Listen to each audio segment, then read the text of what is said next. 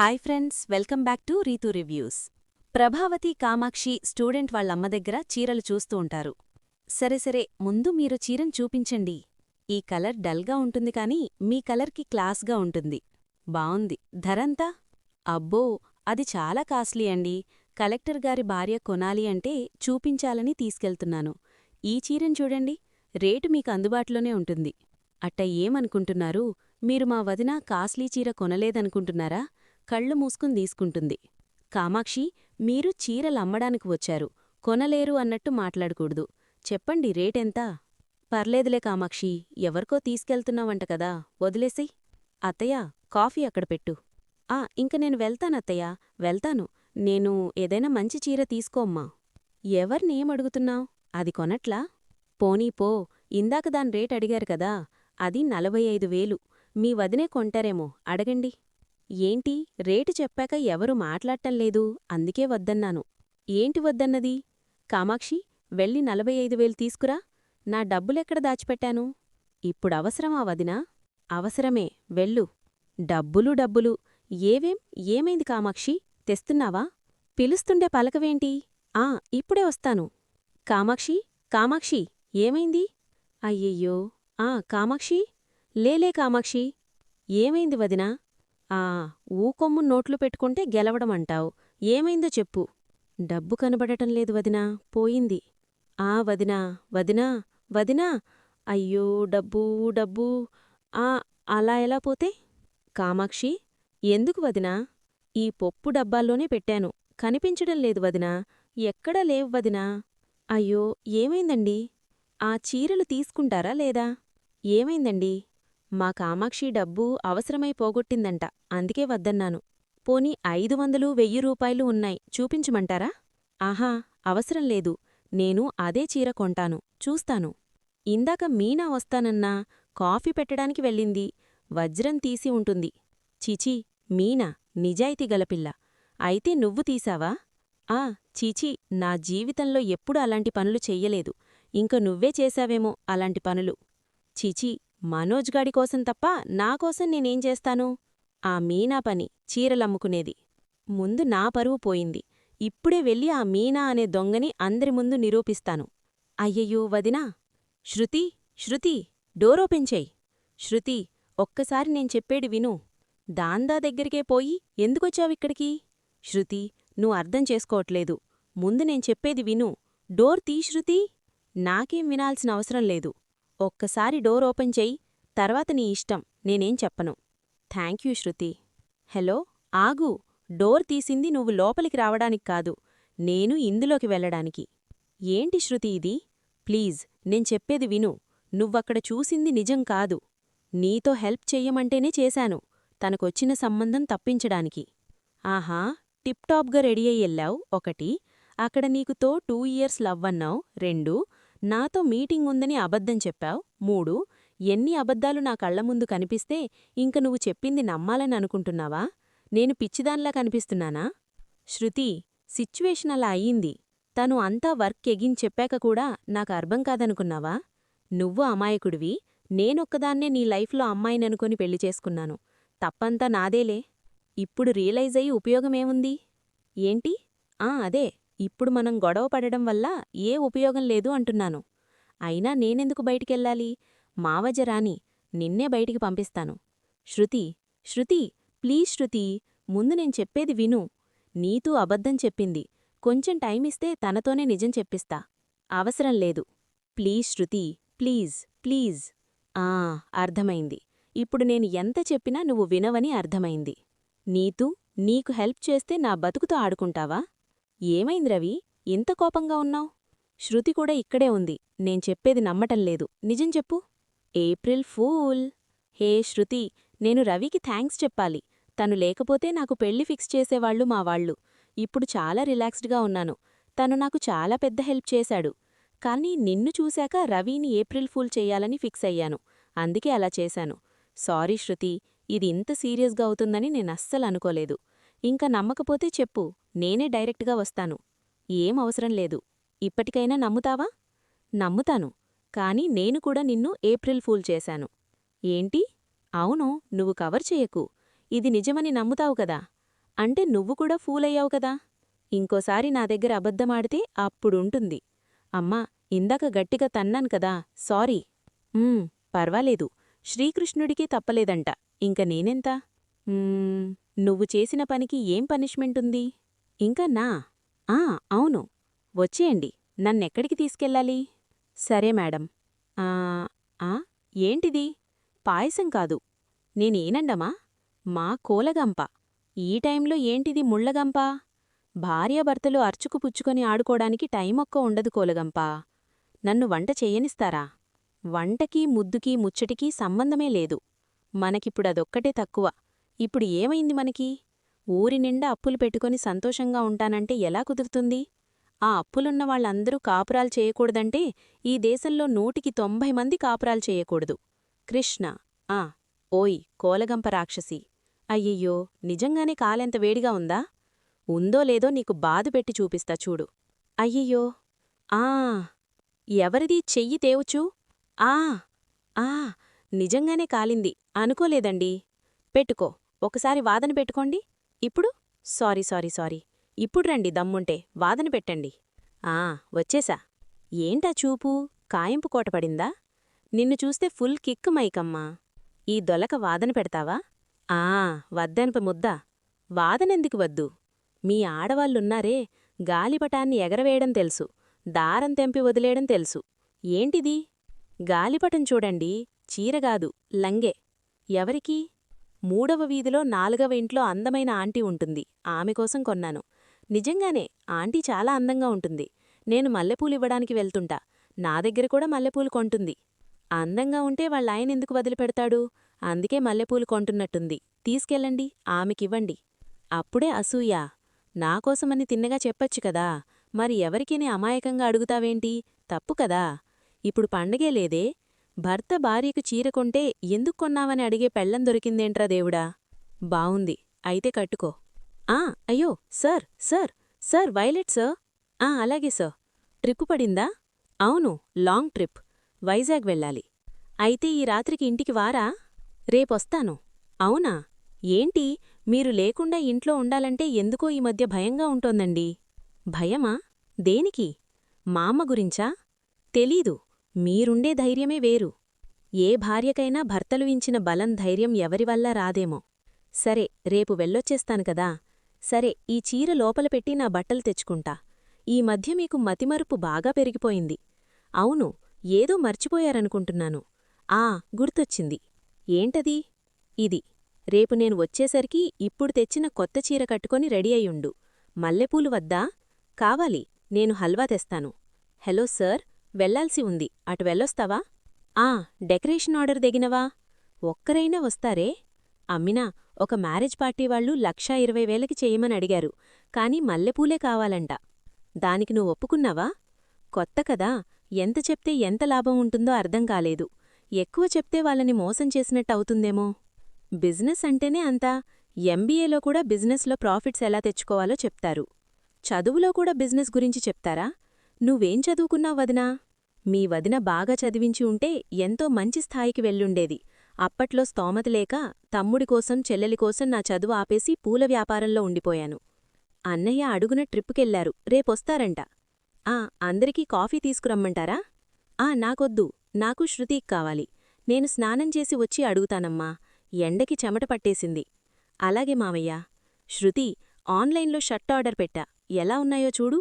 ఏది? అది ఎవర్నడుగుతున్నారు? మీరిద్దరూ ఇక్కడికి రండి. ఎవరుగా? లేండి. ఎవరు? లేని మనిషికి పేరుంది కదా. అవును, చాలా గొప్ప పేరు. ఆ పేరుని బయటపెట్టడానికి నేనొచ్చాను. సరేగా, లేండి. ఎవరు? లేని మనిషికి పేరుంది కదా. అవును, చాలా గొప్ప పేరు. ఆ పేరుని బయటపెట్టడానికి నేనొచ్చాను. మీరు కాఫీ అడిగి ఎక్కడికి వెళ్లారు? శృతి, ఎక్కడికి వెళ్లారు? మా అమ్మొచ్చింది. కాఫీ అడిగారా? లేదు, నిన్నడిగారు. ఎందుకు? ఏమో, వెళ్ళి మీ బీరువ మొత్తం వెతుకుతున్నారు. నా బీరువానా? ఏమే, ఎక్కడ పెట్టావే? దేని గురించడుగుతున్నారు? డబ్బు గురించడుగుతున్నాను. ఏ డబ్బు? ఎవరి డబ్బు?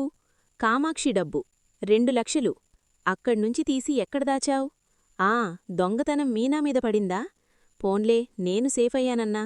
ఎవరి డబ్బు ఎవరినడుగుతున్నారు? నాకేం సంబంధం? నేను కొట్టడమేంటి? మద్దుణ్ణి మాట్లాడుతున్నారా? ఏయ్, నా ఆటకాలాడుకో. నువ్వూ వచ్చావు, వత్తన వంటగదిలోకి వెళ్ళావు. కామాక్షి వంటగదిలో దాచుకున్న డబ్బుని కొట్టేసి ఏమెరగన్నట్టు కాఫీ ఇచ్చొచ్చావు. ఎక్కడ దాచావు? కార్లో నుండి తమ్ముడికిచ్చి పంపించావా? ఇద్దరూ కలిసి పంచుకొననుకున్నారా? అత్తయ్యా, అమ్మా, ఏంటి నువ్వనేది? ఎవరి గురించి ఏమంటున్నావ్? వదిన ఇంకొకరి డబ్బు దొంగతనం చేయడమేంటి? రేయ్, దొంగతనం చేయడమనేది ఆ రక్తంలోనే ఉందిరా. దాని తమ్ముడు దొంగ, నా డబ్బుని దొంగలించాడు. నేను భిక్ష పెడితే బయటికొచ్చి చదువుకుంటున్నాడు. వీళ్లదొక దొంగల కుటుంబం. ఆపండి. ఇంకొక్క మాట నా కుటుంబం గురించి మాట్లాడితే మర్యాదగా ఉండదు. మరి మిమ్మల్నేమనాలి? మీ కుటుంబాన్నేమనాలి? ఏయ్, ఎంత మాటన్నావే? నిన్ను ప్రభా, పిరికి కుక్కవైనా కరిచిందా? ఇంటి కోడలిమీద చెయ్యెత్తుతున్నావ్.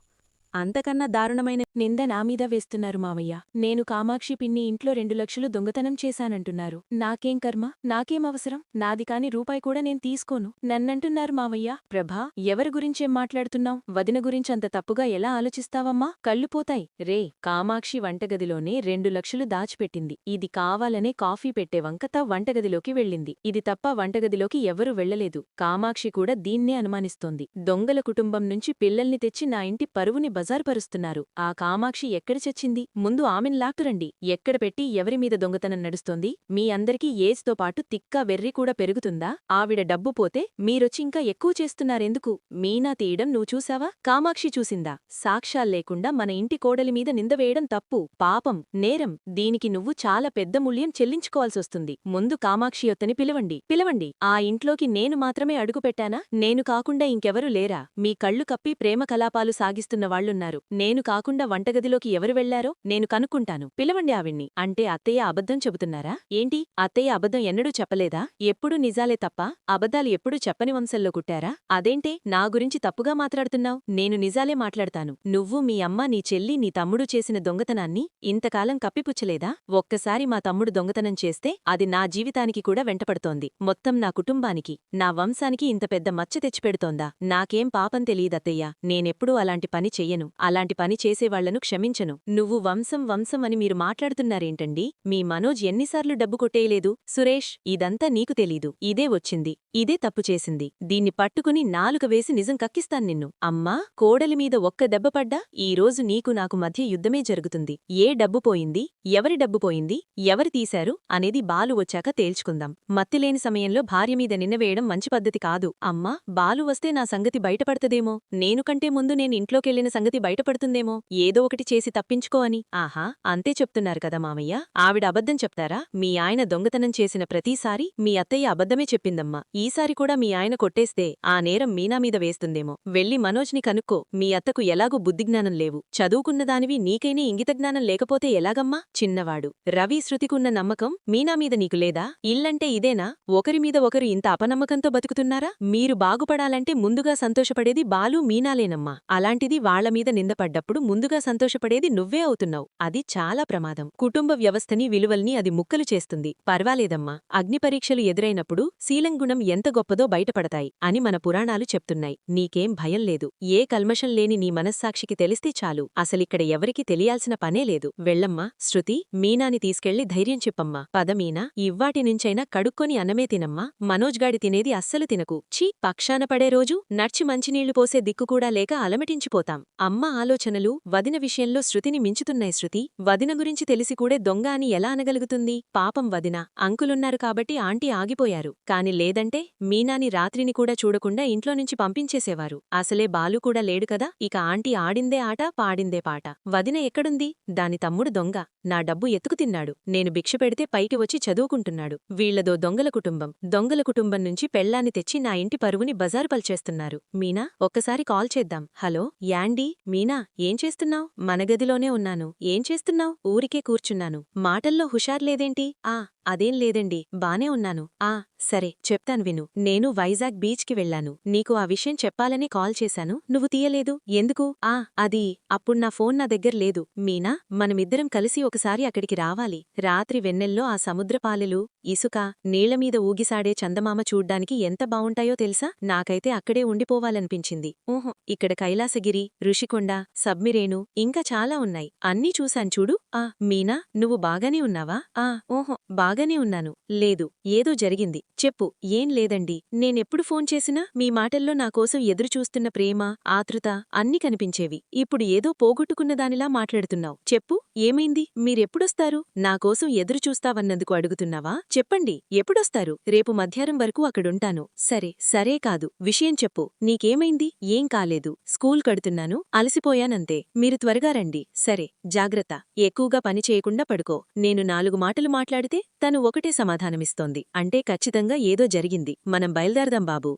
సరే, వెళ్దాం సార్. నీనా, ఎవ్వరూ లేనప్పుడు కాదు, ఉన్నవాళ్లని అర్థం చేసుకోలేనప్పుడే ఒంటరితనం మొదలవుతుంది. నువ్విప్పుడు ఆ ఒంటరితనంతోనే బాధపడుతున్నావు కదా. నేనర్థం చేసుకోగలను వదినా. అన్నయ్య లేడు, అమ్మ నిన్ను బాధపెట్టింది. ఇలాంటప్పుడు ఒంటరిగా ఉండాలనిపిస్తుంది. ఆ ఒంటరితనంలో మనల్ని మనమే ప్రశ్నించుకుంటాం, మనమే సమాధానం చెప్పుకుంటాం. అమ్మ గురించి తెలుసు కదా, బాధపడుకు వదినా. 1-2 మాటలైతే పట్టించుకోవాల్సిన అవసరం లేదు. రవి అదే పనిగా తిడుతూనే ఉంటే వింటూ ఊరుకోలేం. ఆ మాటలు చెవిదాకా వచ్చి ఆగిపోతే పర్వాలేదు, లోపలికొచ్చి మనసుని తాకితే ఆ బాధ చాలా ఎక్కువగా ఉంటుంది. నిజమే నీనా, నేను డబ్బింగ్ చెప్పేటప్పుడు ఎమోషన్స్ గురించి చాలా నేర్చుకున్నాను. ఆంటీకి బాధ పెట్టడం అలవాటు, అలా అని బాధపడడమే నీ అలవాటుగా చేసుకోలేవు కదా. నీ ప్లేస్లో ఉండి ఆలోచిస్తే ఎంత పెయిన్ఫుల్గా ఉంటుందో తెలుస్తుంది. అంతా నా కర్మ. నా తమ్ముడు చేసిన తప్పు నన్ను కూడా దొంగని చేసింది. నాది కాని రూపాయి కోసం కూడా ఆలోచించని నన్ను 2 లక్షల దొంగతనం చేశావంటూ ఉంటే అలాంటి మాటలు వినడం కంటే చచ్చిపోవడమే మంచిదనిపిస్తోంది. వదనా, ఏం మాట్లాడుతున్నావ్? కష్టం విలువ తెలిసిన నువ్వే ఇలా మాట్లాడితే అది వినడం మాకు చాలా కష్టంగా ఉంటుంది.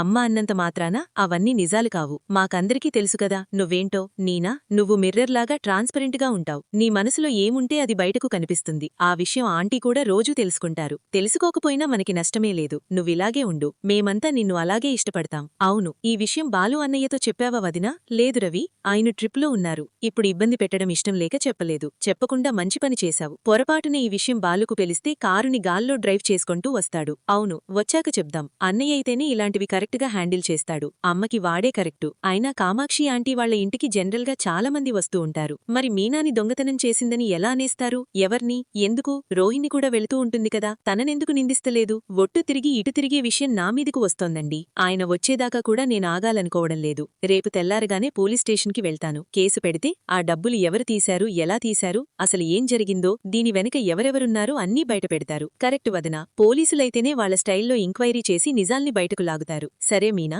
లేటైపోయింది. డిన్నర్ చేద్దాం పదా. లేదు శృతి, నాకిప్పుడు ఆకలిగా లేదు. ఈ దొంగతనం విషయం తేలే వరకు నేను తినలేను, పడుకోలేను. అది కాదు మీనా, ఒక్క 2 ముద్దలైనా తిను. నాకు ఆకలిగా లేదన్నాను కదా, నన్ను ఇబ్బంది పెట్టకండి. సారీ మీనా, ఆకలిగా లేకపోతే రవి, వెళ్దాం పదా.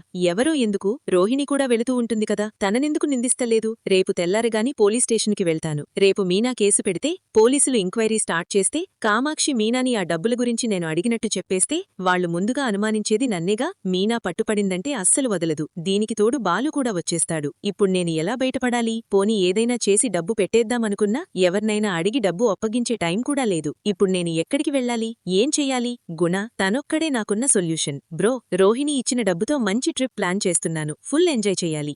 ఈ టైంలో ఎవరు? రోహిణి సైలెంట్గా ఉండా. హలో, చెప్పు రోహిణి. గుణ, చాలా పెద్ద ప్రాబ్లం వచ్చింది. నేను నీకు డబ్బిచ్చిన విషయం మీనాకి బాలుకి తెలిసిపోబోతోంది. ఏంటి?